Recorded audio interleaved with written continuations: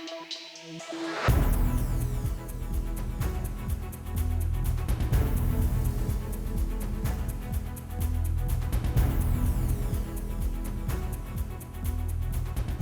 evening, I'm Jastrzębska and you're watching Ukraine Brief. It has now been 1,360 days since Russia began its full-scale invasion of Ukraine. We begin tonight with a large-scale aerial attack on Ukraine's capital, Kyiv, as Russia launched hundreds of drones and multiple missiles at the city, killing at least 6 people and wounding more than 3 dozen. The attack also caused severe damage to buildings in the capital, including the Azerbaijani embassy.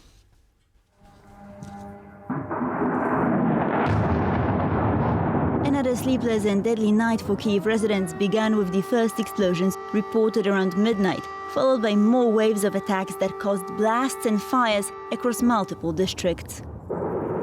According to the Air Force of Ukraine, Russia launched 430 kamikaze drones, along with 3 Kinzhal aeroballistic missiles, 1 Zircon anti-ship missile, and 15 Iskander-K and Iskander-M missiles. In his morning statement, President Zelenskyy said that Ukraine's Patriots and other air defense systems were effective and that 14 Russian missiles were neutralized overnight, including 2 aeroballistic and 6 ballistic missiles.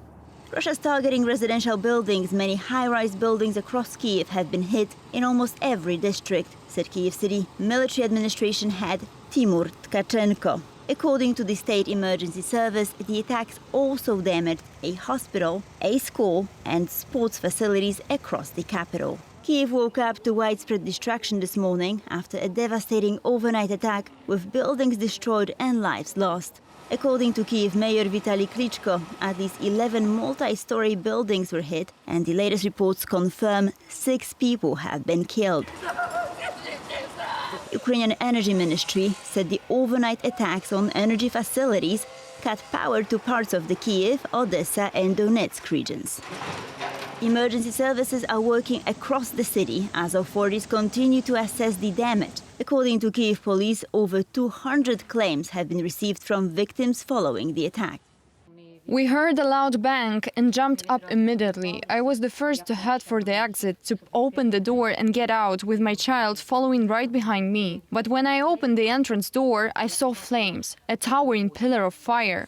I quickly locked the door again, and we came back inside. We live on the 2nd floor. I lowered my child out through the window. My child is 14 years old. He's a teenager. I lowered my child first, and then I jumped through the window myself. We want to leave. We will not let bloody Russia kill us all. We will win. I believe in it. Victory belongs to us, to Ukraine, to Ukrainians. This morning in the Odesa region of southern Ukraine, 2 women were killed and 10 others, including a child, were wounded when a Russian Shahed drone struck a vehicle at a local market in the city of Chornomorsk. The resulting blaze destroyed 2 cars, severely damaged 13 others, and also damaged nearby buildings. Russia attacked the Odesa region again. The strike occurred near a local market in the city of Chornomorsk. Unfortunately, 2 people were killed. Information about the injured is still being clarified. Currently, 10 people are reported injured, including 1 child. In another attack across Ukraine, Russia continued targeting frontline regions. This morning, a Russian FPV drone struck a gas service vehicle in the Kyiv region while the unit was repairing a previously damaged gas pipeline. No one was injured. In the Kherson region, 2 civilians and a police officer were wounded, and police and ambulance vehicles were damaged as Russia continued shelling the right bank of the Dnipro River. And Ukraine is striking back. President Volodymyr Zelenskyy said today that long Neptune cruise missiles were launched against targets on Russian territory. Reports say hundreds of Ukrainian drones breached Russian air defenses overnight and hit a major oil terminal in Novorossiysk.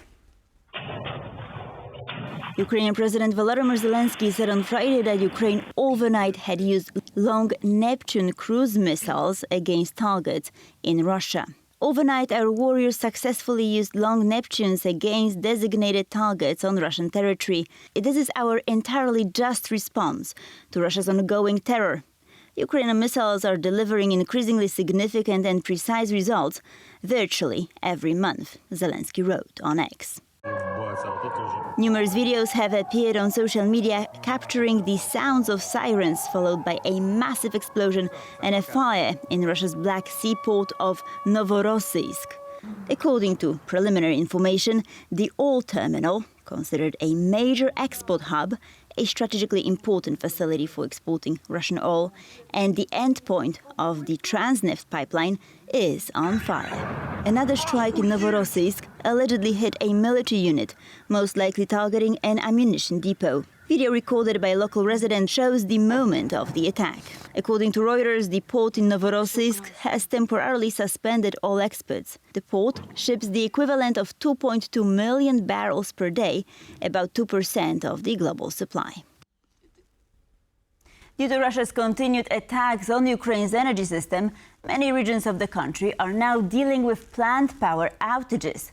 Energy workers are out every day, repairing the damaged equipment to keep the power on. It's impossible not to feel fear because it's a scary situation. But we stand together, do our job, and support each other. Just look at all those wires. How could they possibly be run underground? Maybe it's doable. Maybe that's how modern power stations are designed. But ours was built in peaceful times, not with war in mind. And with this, we conclude Ukraine Brief. Thank you for watching, and please stay tuned for more here on TVP World.